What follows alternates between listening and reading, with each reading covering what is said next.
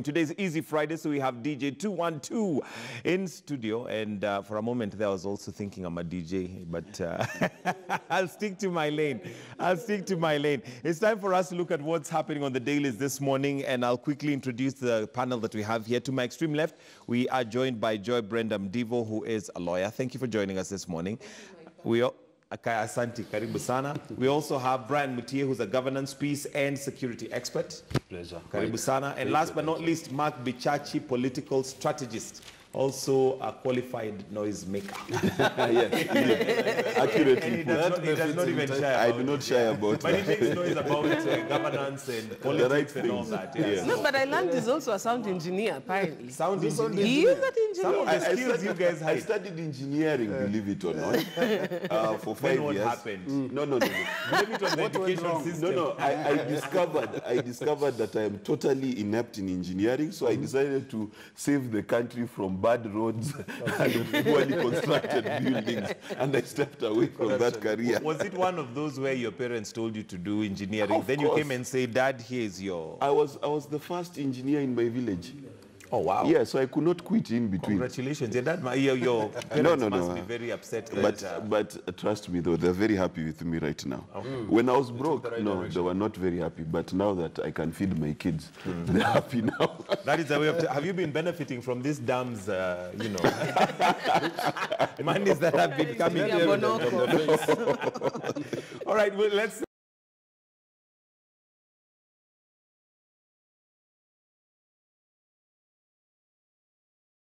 These are words from the president, and after conceding runaway corruption could force Kenya to revolt, the president warns he is not joking and vows prosecution of big fish. Let me start with you, Brian Mutie. Sure. This is something we have had over and over again. Do you think maybe the president needs a new speechwriter who can put it in different words? Because we've had this so many times. Absolutely. We have heard this before, Mike, and just the way you have rightly put it, he has said this again and again. He has fired the warning shots, and nothing big seemed to have happened.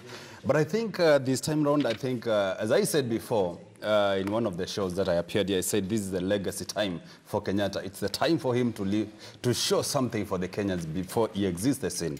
And the words that he spoke yesterday, and I think he used some vernacular, could pick 1 or 2, 3 words. He was very categorical that is not going, no one is going to be spared. And if those are words to be taken seriously, I think he needs now to crack the whip seriously, because but the question is, Brian, yes. What whip is left to crack? I mean, I think he has cracked every whip, using his tongue, that is. But what else can he do? I think the camel cannot hold the back anymore, because as you can see, I think as early as this week, we could see a billboard being splashed by all sorts of, captions, which are all indicating that some monies, billions have been lost.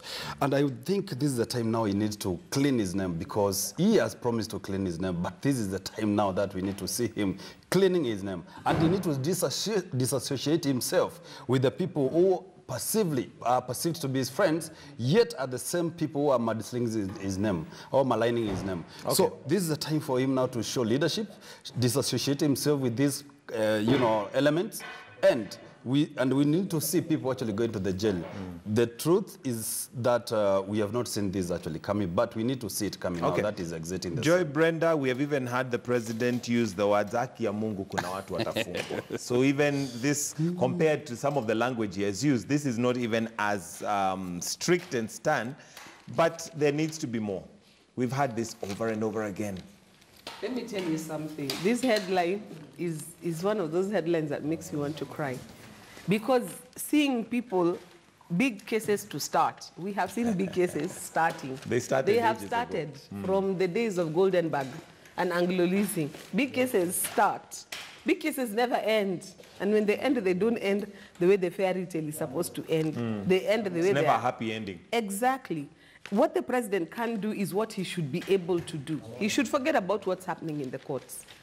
You, as the appointing authority, what can you do? Number one, and appoint some people, sack them, let them go home. That's something that you can do. You don't have to wait for Madhogodhanio court processes to happen, that's something that you can do. Although now from a lawyer saying Madhogodhanio court processes, are you indicating that maybe the court process might The processes have issues? in court, you remember what Maraga said yesterday, we shall continue hearing the cases according to the evidence that is presented upon before us. That's where the kizungumkuti is.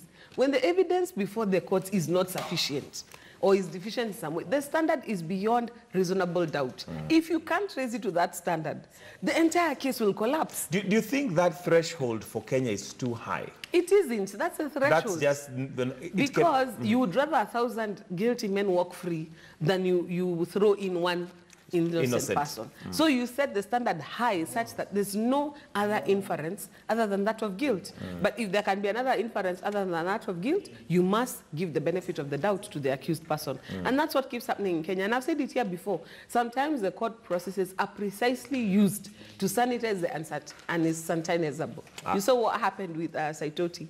After the cases, Marehemu Saitoti, after the cases were heard, and then they were found lack of evidence. He got to a place where he was even demanding for his name to be expunged from reports because he was claiming even the courts have said I'm innocent. The courts didn't say that you're innocent. The court said that there was not enough evidence against you. So if I was the president, I wouldn't wait for the court. Let the court processes go on. Let the big cases start. But those people shouldn't be sitting in office doing more messes while you are saying there are big cases, big cases. We don't want to hear big cases, big cases. Let us see heads rolling one by one by one. Let us see some CSs, some PSs, some CASs, some of those procurement officers. Let us just see, because you're the appointing authority. Action. That's something that you can do. That he does not need to wait for any court procedure. Mark?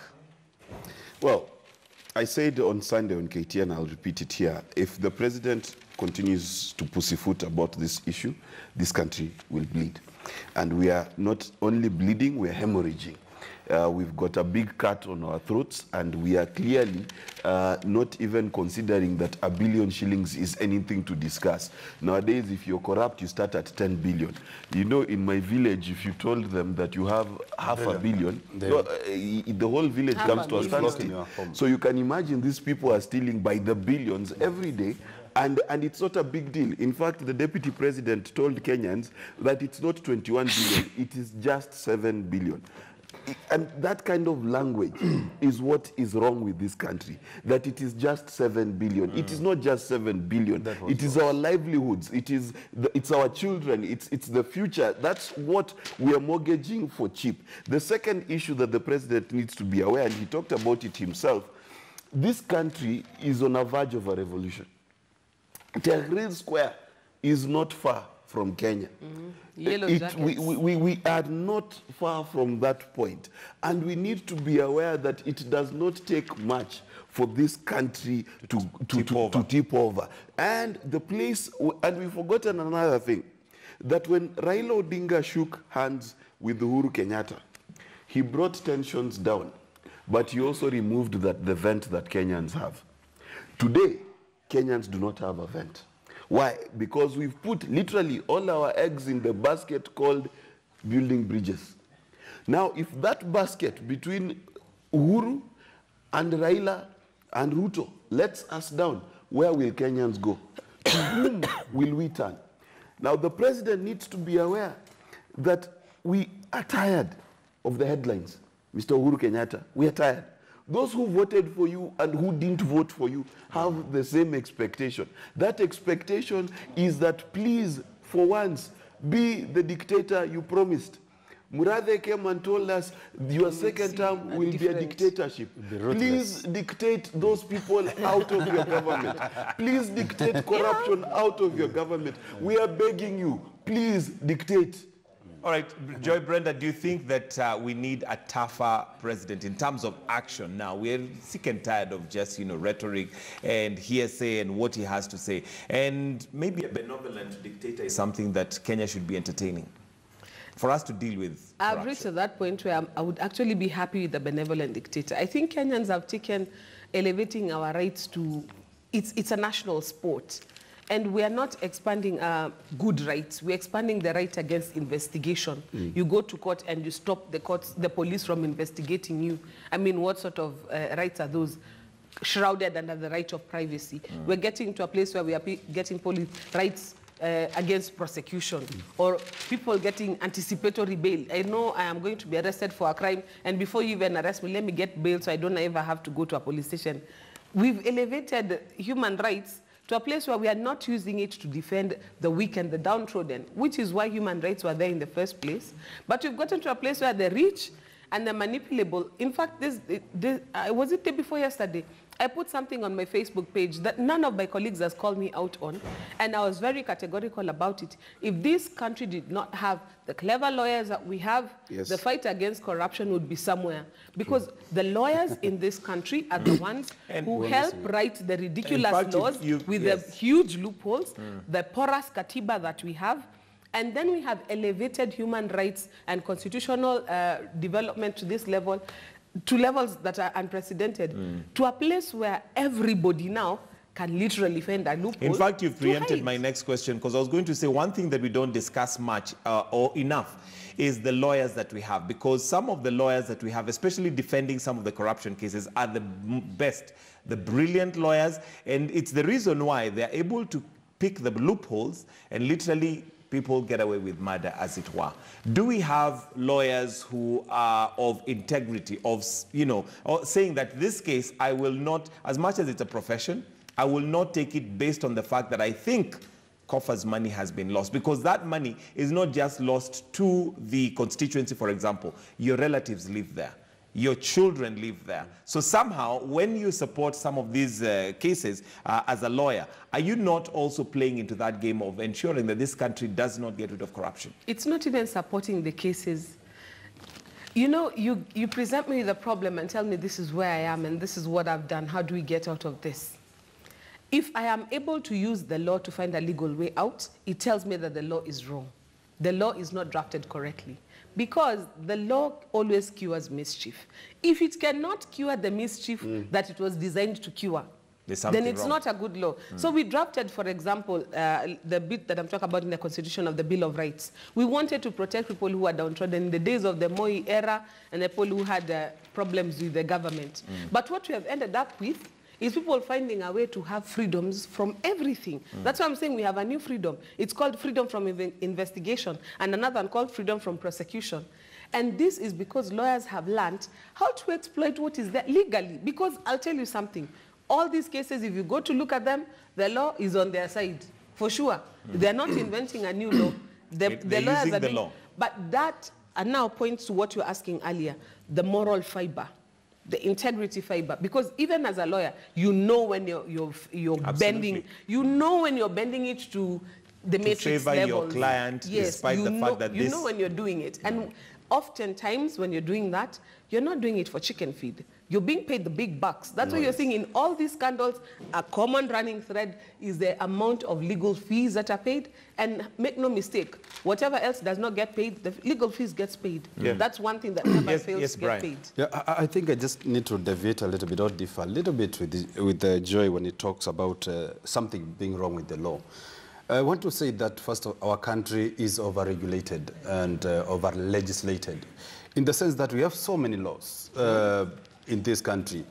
Every sector has a law. Every sector has some sort of piece of regulations. But the problem is the discipline that we do not have. We do not, we are not faithful to the law. And I will tell you that, for instance, we had some problems in this country, social problems such as even issues like smoking. And when we enforce laws which, regulate the way we conduct ourselves in matters of smoking, for instance, you realize that the penalties that we, put there are penalties that are so much deterring that you'll never see anybody smoking just around like that. Initially, you could smoke even in buses, public matatus, and so on and so on. But when we did so, I think you could see some sanity. So it's all about our discipline and the ability to live, to be faithful to the Constitution, to the laws that are there, and ensure that we have mechanisms to enforce that particular issue. When we have laws that are deterrent to an extent that even the thought of engaging in a corrupt activity will send you maybe to the gallows, like the China way, where they are paraded in a sort of firing squad. If we had something similar to that, people will never even think about engaging in corruption at all, because they know but the reason why we don't have that kind of thing, again, is because of the Constitution. I mean, we are going to go up in arms and say that that is a violation of human rights. It is true.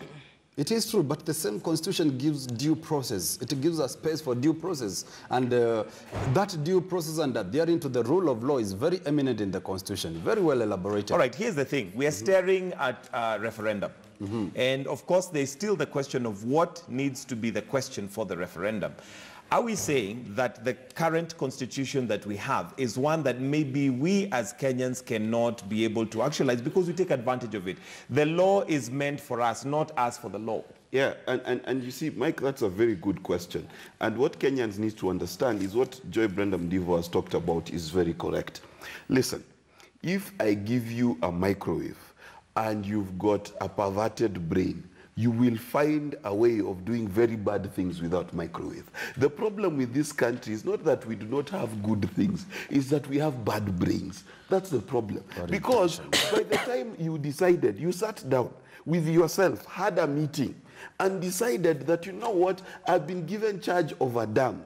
I will order for towels. Think about it. By the time your brain fired its neurons and came to that conclusion, how evil are you? To be honest, by the time you sat down and said that I am a CS, I will receive a bribe from Italy, I will transport it, I will literally withdraw enough money to shut down the Kenyan economy. Although at the moment it's still alleged. We don't know that. Let me tell you, in this country, whatever is alleged is true. Let's not tell. That's from a political analysis, but a lawyer like Joy Brenda will tell you, no, it is alleged. That's the best part about not being a lawyer, because I can claim ignorance. So the point is this. Feign ignorance. And that's the problem, that we do such immoral things. Think about it. The bank manager who is called, your branch is in Uhuru. Someone tells you they're coming to withdraw 300 million. Your branch, all the people who put in money there cannot withdraw 50 million if they all came together in one day. But you organized for the money to come from Nairobi to be withdrawn from your branch. How? How evil is the